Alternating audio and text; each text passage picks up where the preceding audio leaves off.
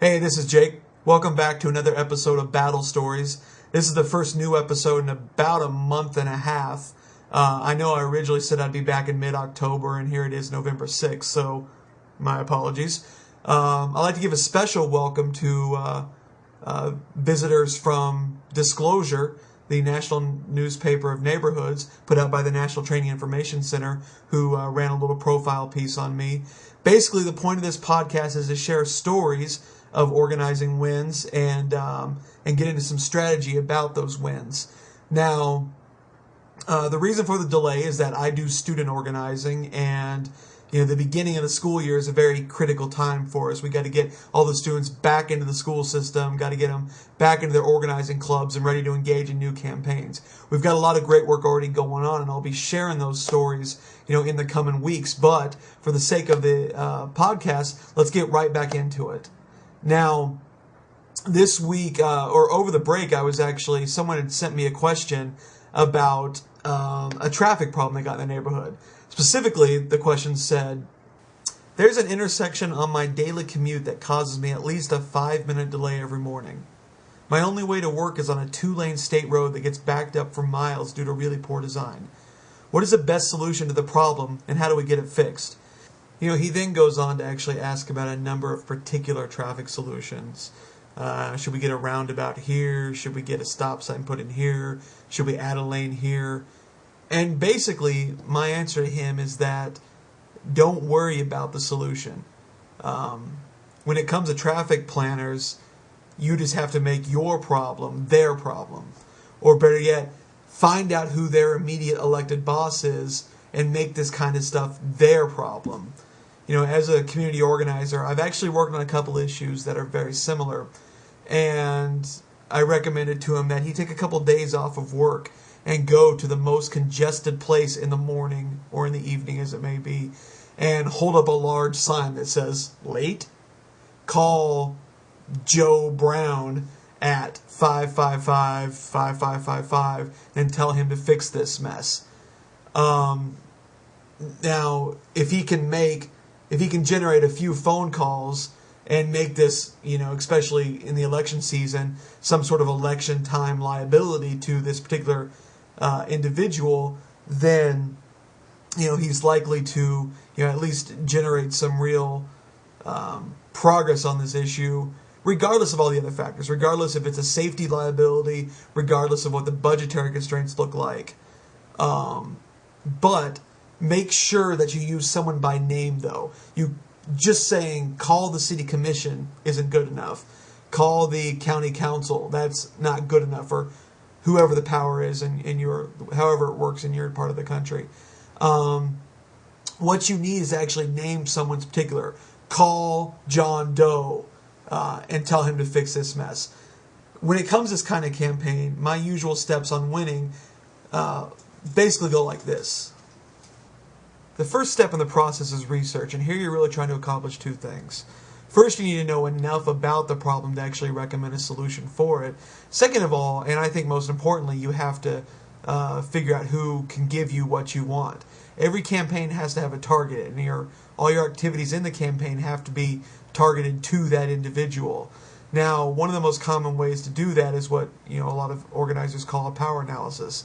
Basically, look at who has the power to give you what you want. They either have the direct power, they can directly say yes, and they can make it happen, or they can pull some strings and make it happen. Once you find those individuals, then you know who to go after. Once you've identified the target, here's really where it starts to get fun. Your next step you have to do is isolate that target. And essentially, and it may not be the most fair, but you have to take the problem that you're trying to solve and point it as solely as your target's responsibility. Now, I don't care whose fault it really is. I don't care how many people share the blame. For the sake of a campaign, because you're trying to generate pressure on that target, you have to paint it solely as this guy's problem. The next step is to polarize the target. And I think Saul Alinsky explained this one best when he told the story about how during the American Revolution, Thomas Jefferson and the rest of the founding fathers knew that it was asking quite a bit to ask farmers to leave their family, leave their farm, and go fight the British.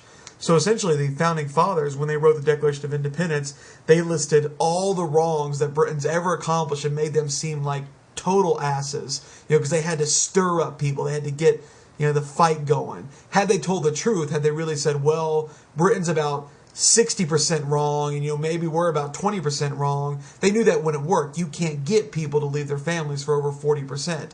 So that's essentially the same thing you've got to do when you're working on any sort of issue campaign, is that you have to take your particular campaign you're working on, the particular issue you're trying to solve, and you have to make it a referendum on your target's entire existence. If it's a politician, I don't care what 100 good things they've done in the past, if this one thing that you're trying to solve that they haven't done should be an entire referendum on their competence. If they've messed up this bad, well, then they don't deserve to be in office until they fix it. So you have to essentially take this target and make his entire reputation and his entire existence depend upon it being solved. The last step in the process is to attack. And this is where you generate as much pressure as possible through a coordinated set of campaign events in order to get what you want. You hopefully can give this guy a bad name through media, through direct action, through generating communication like phone call or email. Basically, whatever the way you figured out is the best way to get to this guy, that's what you got to do in the attack process. And what you got to think about it is you just got to figure out a way to stand on this guy's toes until he pays you to go away. Now, what it all comes down to in a campaigns like this is that very often what's right, what's wrong doesn't come into play. The world is based around power, and it lives and breathes in terms of power. Right now, those in power, they have no compelling reason to listen to you. They don't need to know what you want, and they don't need to make you happy because you have no power. But the moment that you follow a set of steps, you generate power and you come together and attack in a systemized manner, essentially you do what it takes to get them to listen to you. Frederick Douglass summed it up when he says, power never concedes without a demand. It never has and never will. What you have to do is, if you want to move power, you have to build power. And those 4 steps, the research, isolate, polarize, attack, as some of the, as a rough guideline for usually how I go about thinking about these campaigns. Now, in the sake of this guy's particular question, I'm picturing if there's a backed up road and there's about 5 miles of angry drivers sitting there with maybe coffee spilled on them, and they're running late for work. They're thinking about, what their boss is going to look at them like when they walk in the door 15 minutes late. I think if you got 5 miles of backed up drivers, that's an awful lot of power waiting to be harnessed.